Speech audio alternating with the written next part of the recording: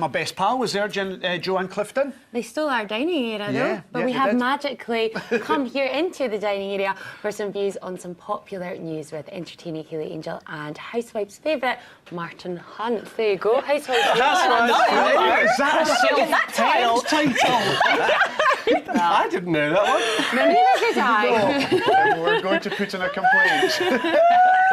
But we're going to talk for the first story tonight about love lost and then found, Hayley. I know. Oh, look, this is a lovely story of a little teddy bear that got left at a bus stop, got picked up and taken on an incredible night out around Glasgow with updates on social media. And I don't know, for me, it was just the moral of the story is sit around looking really sad on a bus stop and someone will take you for a cracking night out. So that's my plan in about an hour. So, I don't know, any takers? I'm ready.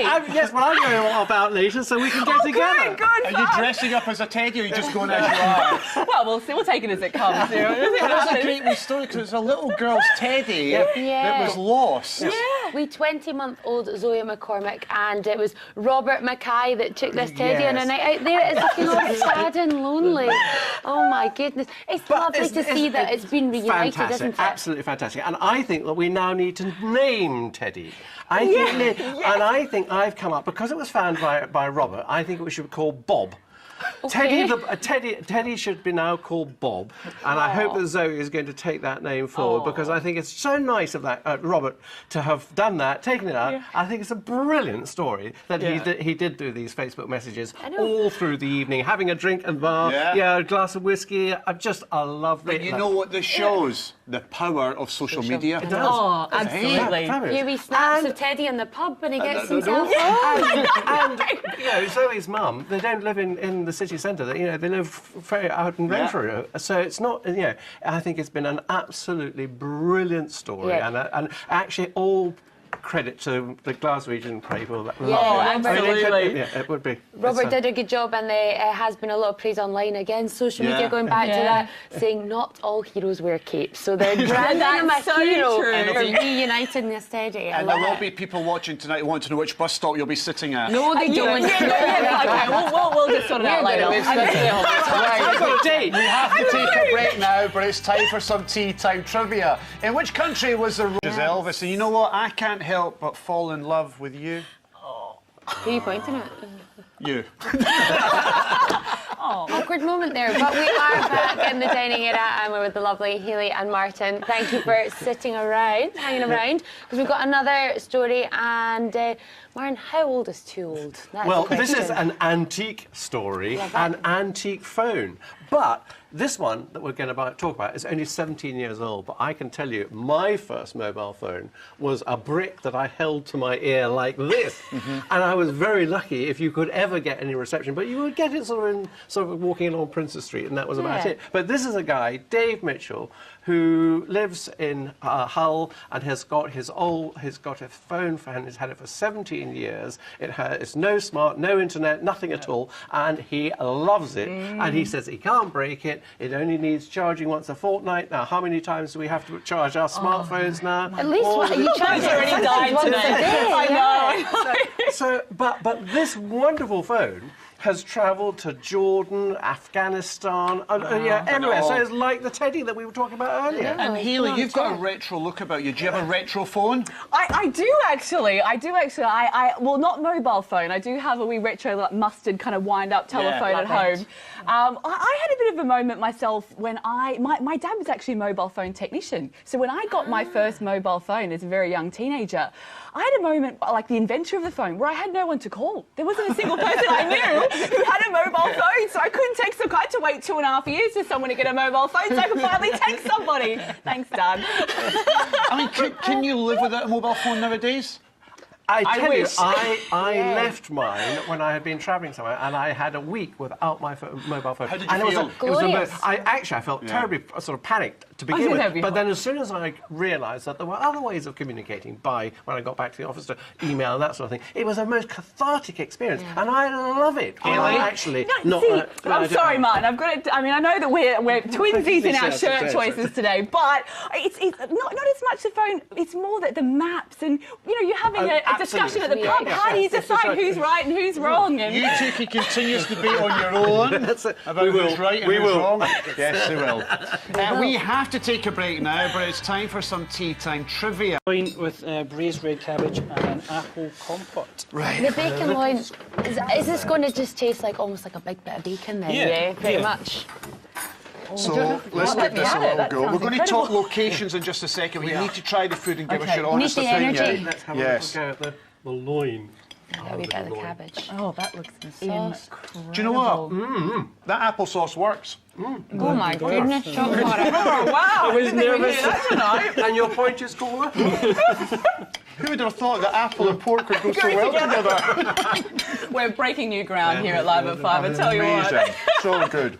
So let's talk locations while we have our dinner. Yeah, absolutely. What's this talking point about? Well, it's about the fact that some of the least known locations and favourite places that you go to aren't actually on the spectrum for a lot of people. And when I first read this story, I thought, oh, I know the place. And I was thinking about the Clootie Well on the Black Isle, which was about half a mile away from where I lived. And then I read the story and they said, oh, they've already spoken about the Clootie Well. So I'm going to give another little location, which I think is a really nice place. It's Croig Harbour El Mull, which has got this. It's got a cobbled pier down into the sea. It's absolutely beautiful, and I just think that there are little gems like that. And that's your little gem. That's my little gem. What about yourself, Hayley? Have you got a little gem where you like to go? Well, as an Australian, you'd Scotland be we're surprised. talking about. No, The list would go on and on. No, I do know about a little place. You may not have heard of it. I have very intimate knowledge of Scottish amazing destinations. Loch Lomond. Hey. You heard it first, people. Pork and apple and Loch Lomond. How predictable. Do you have somewhere though? Yeah, Burnt Island. Nice. I used to go there as a kid. That was a day out. Actually, that was a day out for us Right. in Edinburgh, across the bridge. Burnt Island, you have the shows there, the waltzers and that. So it's Burnt Island for me. I think Old sometimes Shawmore up in Sutherland. Lovely. Wonderful. Well, the one beach. you'd want from you, Martin. the list literally What about goes yourself? on.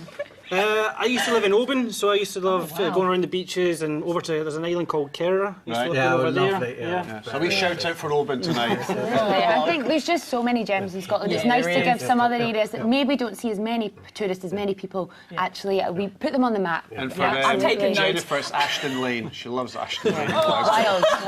But we'll move on because there has been a bit of a debate splitting the internet in two. How do we store our food, and most importantly, how do we store our ketchup? Yeah, I can't believe this is a story. Yeah, I know. Because ketchup obviously goes in the cupboard. I mean, putting it in the fridge is just ridiculous. So I don't really know why we're debating this. Also, Marmite in the fridge. First of all, Marmite is already a mistake. Your Vegemite goes in the cupboard, okay? So I feel like that's the end of this story.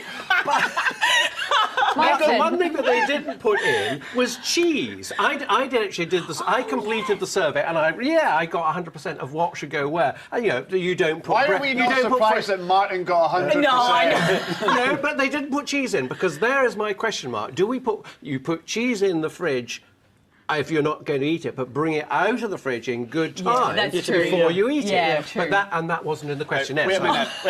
We're not experts when it I'll put comes to... technicality. Wait a minute. Martin and Hayley, we're not experts when it comes to... We do have an expert. Where Yes, does that's Jamie probably put his true. ketchup? Once it's open in the fridge. Exactly. Oh, Yes. right. I will be honest, Em, I do put mine in the fridge now. I think I keep mine in the cupboard. Yeah, I keep mine in the cupboard as well. Who wants cold sauce on their chips? No, I agree. I think You things... take it out before you eat it. You don't take it straight from the fridge and put it on. You prepare. I think those are recommendations though as well, because there was, I'm just looking here, and there was one on the mustard, and it's got absolutely no bearing on whether it's going to be healthy or not. It's about the taste. So they're saying, you should absolutely. put it in because it tastes better, but maybe you like it better when it's not in the fridge. I think it's a personal preference. And they want to put red wine in the fridge. Yes, I once know, it's I open. was shocked by that. Sorry. Can't be having that. Once it's open, apparently it's the thing to do. I can't imagine for a second you'd put wine in a fridge, Martin. Well, that's what they would say. I don't. Well, I Does don't. it last It doesn't long last enough? long enough. Exactly.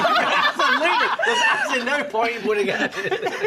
I got this. Any other food tips before we go, Jamie? Tomatoes out the fridge. Tomatoes, I don't put them in the Eggs. fridge. Eggs. At home, No, eggs, eggs, always at work, they go in the fridge. Eggs in the fridge or not? This. Basil. At work, in the fridge, at home, Faulty Towers, isn't it? Right, this is a Rami. I think we should finish the show there. hot topic. Thank you very much, everyone, for joining us. But that is the end of Fridays Live at 5. I'm going for a lie down, and it is almost the end of the week. Thank you so much for watching. Have a great weekend, whatever you're doing, and please join us again for more fun on Live at 5 on Monday.